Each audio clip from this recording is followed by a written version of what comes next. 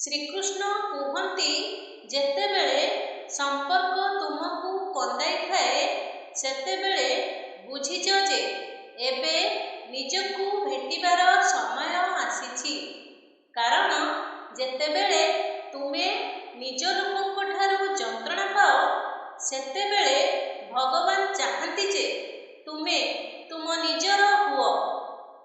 ଯିଏ ତୁମକୁ କନ୍ଦାଇଥିଲେ, ହୁଏତ ତାହା ତୁମର ଶିକ୍ଷା ଥିଲା, କିନ୍ତୁ ଯିଏ ତୁମକୁ ଲୁହରେ ମଧ୍ୟ ବୁଝିବ, ସେ ତୁମର ସତ୍ୟ ସାଥୀ ହେବ। ଯଦି ସମ୍ପର୍କ ତୁମର ହୃଦୟ ଭାଙ୍ଗିଦିଏ, ତେବେ ସେମାନଙ୍କୁ ଦୋଷ ଦିଅ ନାହିଁ, କାରଣ ଭଙ୍ଗା ସମ୍ପର୍କ ପ୍ରାୟତଃ ଜଣେ ଶକ୍ତିଶାଳୀ ବ୍ୟକ୍ତି କରିଥାଏ। ଶ୍ରୀକୃଷ୍ଣ କୁହନ୍ତି, କେତେବେଳେ ନିଜକୁ ହରାଇବା ପୂର୍ବରୁ ଅନ୍ୟମାନଙ୍କ ଛାଇରୁ ବାହାରି ଆସିବା ଆବଶ୍ୟକ। ଯିଏ ଆଜି ତୁମକୁ ଛାଡ଼ି ଚାଲିଗଲା, ସେ ଦିନେ ତୁମର ନୀରବତାରେ ଚିତ୍କାର ଶୁଣିବ, କିନ୍ତୁ ତାପରେ ତୁମେ ହସିବ, କାରଣ ଏବେ ତୁମେ ନିଶ୍ଚୟ କାନ୍ଦିବା ବନ୍ଦ କରିଦେବ। କୁହାଯାଏ, ମଣିଷ ଭାଙ୍ଗିବା ପରେ ମଧ୍ୟ ଯେଉଁ ସମ୍ପର୍କ ଭାଙ୍ଗିନଥାଏ, ତାହା ତୁମ ସହିତ ଥିଲା। ଯିଏ ଅନ୍ଧାରରେ ମଧ୍ୟ ତୁମ ସହିତ ରହିଲା, ସେ ହିଁ ଦୀପ ସଦୃଶ୍ୟ ତୁମର ନିଜର ଥିଲା। ଶ୍ରୀକୃଷ୍ଣ କୁହନ୍ତି, ଯେତେବେଳେ ତୁମେ ନିଜକୁ ବୁଝିପାରିବ ନାହିଁ, ତାହା ପ୍ରକୃତରେ ଜୀବନର ସବୁଠାରୁ ବଡ଼ ଦ୍ୱନ୍ଦ୍ୱ ହୋଇଯିବ। କାରଣ ଯେତେବେଳେ ଆତ୍ମା ନିଜେ ଦ୍ୱନ୍ଦ୍ୱରେ ଥାଏ, ସେତେବେଳେ ଅନ୍ୟ ଜଗତର ବୁଝିବାର ଅର୍ଥ କ'ଣ ହେବ? ଦୁନିଆର ସବୁଠାରୁ କଷ୍ଟକର ପର୍ଯ୍ୟାୟ ତାହା ନୁହେଁ ଯେତେବେଳେ କେହି ତୁମକୁ ବୁଝନ୍ତି ନାହିଁ, ବରଂ ଏହା ସେତେବେଳେ ହୁଏ ଯେତେବେଳେ ତୁମେ ନିଜକୁ ପ୍ରଶ୍ନରେ ଘେରି ରହିଥାଅ, ଯେଉଁଠାରେ ଦର୍ପଣ ମଧ୍ୟ ତୁମକୁ ଚିହ୍ନିବାକୁ ମନା କରିଦିଏ। କେତେବେଳେ ଅନ୍ୟକୁ ଖୁସି କରିବା ପାଇଁ ଆମେ ନିଜ ହାତରେ ଆମର ଭବିଷ୍ୟତର ବୀଜ ଶୁଖାଇ ଦେଉଛୁ, ତେବେ ଆମକୁ ନିଜ ବିଷୟରେ ଭଲ ନିଷ୍ପତ୍ତି ନେବା ଉଚିତ ଏବଂ ଯଦି ଆମେ ଭଲ ନିଷ୍ପତ୍ତି ନେଇପାରୁନାହୁଁ, ତେବେ ଚୁପଚାପ ସେମାନଙ୍କଠାରୁ ଦୂରେଇ ଯିବା ମଧ୍ୟ ପରିପକ୍ୱତାର ଏକ ପରିଚୟ। ପ୍ରତ୍ୟେକ ସମ୍ପର୍କ ତାର ସ୍ୱାଦ ପରିବର୍ତ୍ତନ କରେ, କେତେବେଳେ ଲୁଣିଆ, କେତେବେଳେ ମିଠା, କେତେବେଳେ ମସଲାଦାର, କିନ୍ତୁ ସ୍ୱାଦ ଆମେ ପ୍ରତିଦିନ ସେଥିରେ କ'ଣ ଯୋଡୁଛୁ ତାହା ଉପରେ ନିର୍ଭର କରେ। କେତେବେଳେ ମୁଁ କମ୍ କହୁଛି, କେତେବେଳେ ଟିକେ ଅଧିକ କହୁଛି ଏବଂ ତୁମେ ସବୁଠାରୁ ଅଧିକ କହୁଛ। ଲୋକପ୍ରିୟତା ହାସଲ କରିବା ଅପେକ୍ଷା ମନରେ ଶାନ୍ତି ଖୋଜିବା ଅଧିକ ଗୁରୁତ୍ୱପୂର୍ଣ୍ଣ। ଜଙ୍ଗଲରେ ପ୍ରଥମେ କେବଳ ସିଧା ଗଛ କଟାଯାଏ, ବଙ୍କା ଗଛ ପ୍ରାୟତଃ ବଞ୍ଚିଥାଏ। ସିଧା ହେବା ଭଲ, କିନ୍ତୁ ଅତ୍ୟଧିକ ସିଧା ହେବା ଆତ୍ମଜ୍ୱଳନକୁ ଆମନ୍ତ୍ରଣ କରିବା ସଦୃଶ୍ୟ ହୋଇଥାଏ। ଏହି ବିଷୟକୁ ଗଭୀର ଭାବରେ ବୁଝିବା ପୂର୍ବରୁ ଆପଣଙ୍କୁ ଏହି ଭିଡ଼ିଓକୁ ଶେଷ ପର୍ଯ୍ୟନ୍ତ ଦେଖିବାକୁ ଅନୁରୋଧ। ଯଦି ଆପଣଙ୍କୁ ଆମର ପ୍ରୟାସ ପସନ୍ଦ ଆସିଥାଏ, ତେବେ ଭିଡ଼ିଓକୁ ଲାଇକ୍ କରନ୍ତୁ ଏବଂ ତଳେ ମନ୍ତବ୍ୟରେ ଜୟ ଶ୍ରୀ ରାଧେ କୃଷ୍ଣ ଲେଖନ୍ତୁ। ଏହା ସହିତ ଯଦି ଆପଣ ଏପର୍ଯ୍ୟନ୍ତ ଆମର ଚ୍ୟାନେଲକୁ ସବସ୍କ୍ରାଇବ୍ କରିନାହାନ୍ତି, ତେବେ ଏବେ ସବସ୍କ୍ରାଇବ୍ କରନ୍ତୁ ଏବଂ ଘଣ୍ଟି ଆଇକନକୁ ଦବାନ୍ତୁ, ଯାହାଦ୍ୱାରା ଆମର ପ୍ରତ୍ୟେକ ନୂତନ ପ୍ରେରଣାଦାୟକ ଭିଡ଼ିଓ ଆପଣଙ୍କ ପାଖରେ ସର୍ବପ୍ରଥମେ ପହଞ୍ଚି ପାରିବ। ପ୍ରତ୍ୟେକ କଷ୍ଟ କୌଣସି ଖରାପ କାର୍ଯ୍ୟର ଫଳାଫଳ ନୁହେଁ। କେତେକ ସମୟରେ ଅତ୍ୟଧିକ ଭଲ ହେବା ମଧ୍ୟ ଆତ୍ମାକୁ ଆଘାତ କରେ। ନତମସ୍ତକ ହୁଅନ୍ତୁ, କିନ୍ତୁ କେବଳ ନମ୍ରତାକୁ। ଶକ୍ତି, ସୌନ୍ଦର୍ଯ୍ୟ କିମ୍ବା ଧନ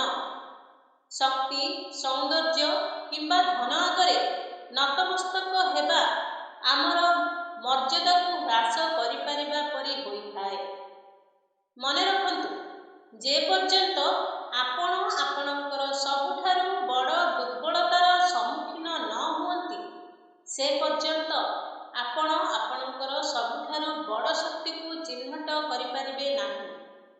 ସର୍ବଦା ଶେଷ ନିଶ୍ୱାସ ପର୍ଯ୍ୟନ୍ତ ଚେଷ୍ଟା କରନ୍ତୁ, କାରଣ ଅଭିଜ୍ଞତା ସହିତ ଯାହା କରାଯାଏ ତାହା ଏକ ପ୍ରୟାସ ନୁହେଁ, ଏହା ଏକ ଯୁଦ୍ଧ ହୋଇଥାଏ। ବରଂ ଯେତେବେଳେ ଆପଣ ପୁଣି ଆରମ୍ଭ କରନ୍ତି, ଏହା ଶୂନ୍ୟରୁ ଆରମ୍ଭ ହୁଏ ନାହିଁ, ଏହା ଅଭିଜ୍ଞତାର ଶିଖରରୁ ଆରମ୍ଭ ହୁଏ। କାମ ଛୋଟ ହେଉ କି ବଡ଼, ଏହା ବିଷୟରେ ଚିନ୍ତା କରନ୍ତୁ ନାହିଁ। ଅନେକ ଥର ସମାନ ଛୋଟ କାମ ଆପଣଙ୍କୁ ଏପରି ସ୍ଥାନକୁ ନେଇଯାଏ ଯେଉଁଠାରେ ବଡ଼ ସ୍ୱପ୍ନ ମଧ୍ୟ ଆପଣଙ୍କୁ ନେଇପାରିବ ନାହିଁ। ଆରମ୍ଭକୁ ଭୟ କର ନାହିଁ। ଆରମ୍ଭ ଛୋଟ ଦେଖାଯାଇଥାଇପାରେ, କିନ୍ତୁ ସେହି ଆରମ୍ଭଗୁଡ଼ିକ ଇତିହାସ ସୃଷ୍ଟି କରିପାରିବ। ଯେ ପର୍ଯ୍ୟନ୍ତ ଆପଣ ଆପଣଙ୍କର ସମସ୍ୟା ପାଇଁ ଅନ୍ୟ କାହାକୁ ଦୋଷ ଦେବେ, ସେ ପର୍ଯ୍ୟନ୍ତ ସମାଧାନ ଆପଣଙ୍କଠାରୁ ମାଇଲ ଦୂରରେ ରହିବ।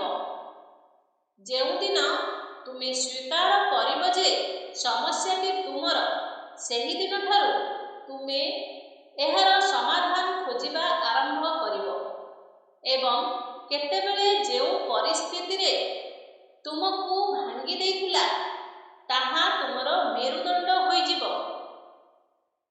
କାରଣ ଭାଙ୍ଗିବା ମଧ୍ୟ ଏକ କଳା, ଯାହା ମଣିଷକୁ ଶକ୍ତିଶାଳୀ କରିଥାଏ। ପ୍ରତ୍ୟେକ ପତନ ଏକ ନୂତନ ଉତ୍ଥାନର ଆରମ୍ଭ।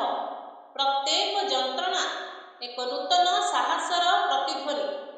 ପ୍ରତ୍ୟେକ ଅନ୍ତ ଏକ ନୂତନ ଆରମ୍ଭର ସଂକେତ ଏବଂ ପ୍ରତ୍ୟେକ ପରାଜୟ ଏକ ଅଭିଜ୍ଞତା ଭାବରେ ତୁମ ସହିତ ଛିଡ଼ା ହୁଏ।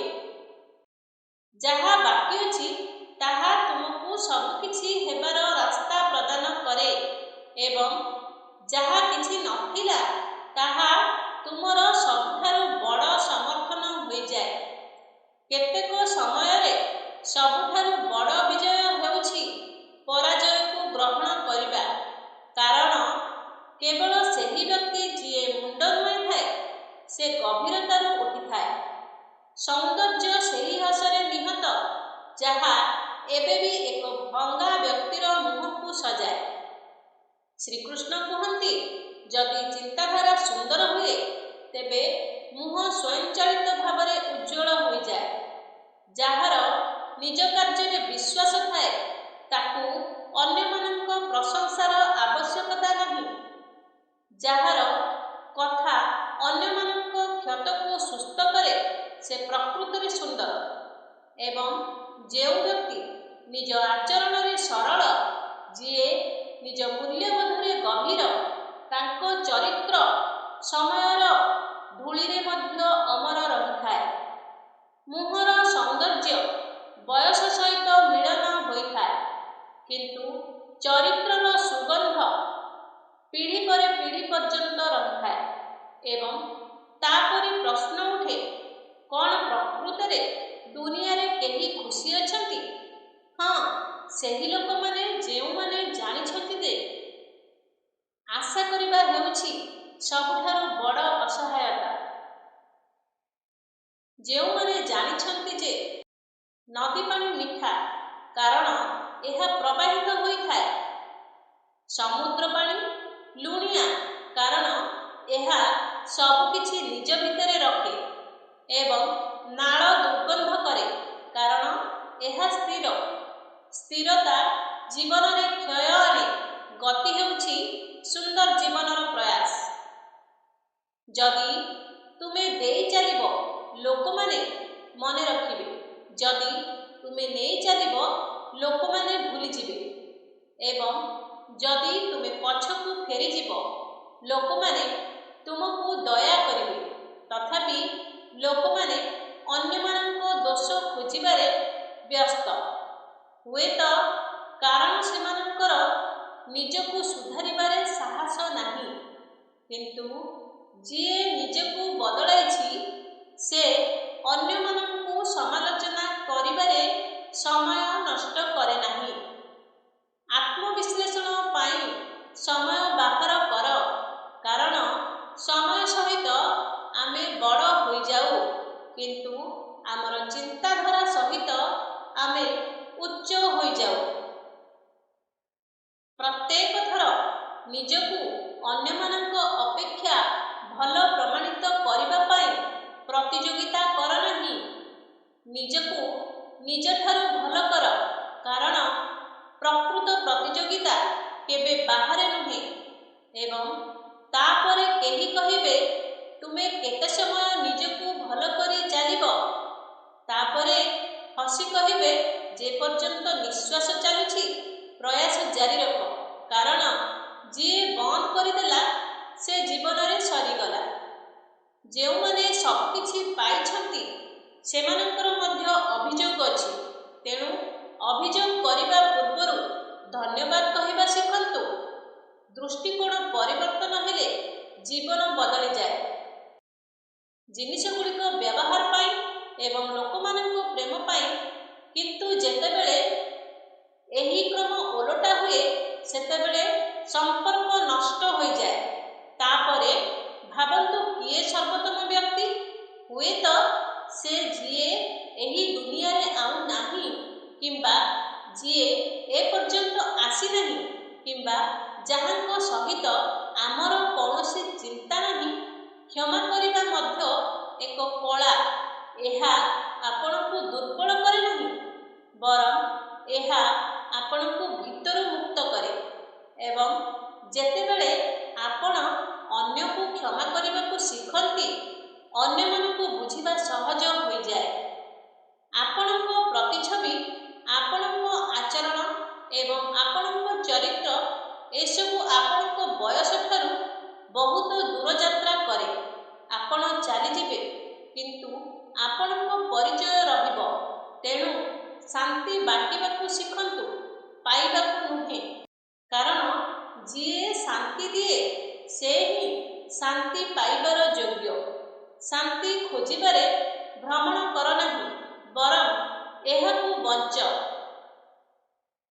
ଅନ୍ୟମାନଙ୍କର ଦୁଃଖରେ ଆପଣଙ୍କର ସହଭାଗିତା ବାଣ୍ଟି କେତେବେଳେ କାହାର ଏକ ନିଷ୍କାସ ଆଖିରେ ହସ ହୋଇଯାଅ, ତୁମର ଜୀବନ ସ୍ୱୟଂଚାଳିତ ଭାବରେ ସୁନ୍ଦର ହୋଇଯିବ। ଶ୍ରୀକୃଷ୍ଣ କୁହନ୍ତି, ଆଜିକାଲି ସମ୍ମାନ ସେହି ବ୍ୟକ୍ତିଙ୍କ ପାଇଁ ନୁହେଁ ଯାହାର ଆତ୍ମା ସତ୍ୟ, ବରଂ ସେହି ବ୍ୟକ୍ତିଙ୍କ ପାଇଁ ଯାହାର ଅନ୍ୟମାନେ ଆବଶ୍ୟକତା ରଖିଛନ୍ତି। ଏବଂ ଆବଶ୍ୟକତା ଶେଷ ହେବା ମାତ୍ରେ ସମ୍ମାନ ମଧ୍ୟ ଶେଷ ହୋଇଯାଏ, ଯେପରି ଏହା କେବେ ଅସ୍ତିତ୍ୱରେ ନଥାଏ। ଯଦି ଏହି ଭିଡ଼ିଓଟି ଆପଣମାନଙ୍କୁ ଭଲ ଲାଗିଥାଏ, ଭିଡ଼ିଓଟିକୁ ଲାଇକ୍ କରି ଚ୍ୟାନେଲକୁ ସବସ୍କ୍ରାଇବ୍ କରନ୍ତୁ ଏବଂ କମେଣ୍ଟରେ ଜୟ ଶ୍ରୀକୃଷ୍ଣ ଲେଖନ୍ତୁ।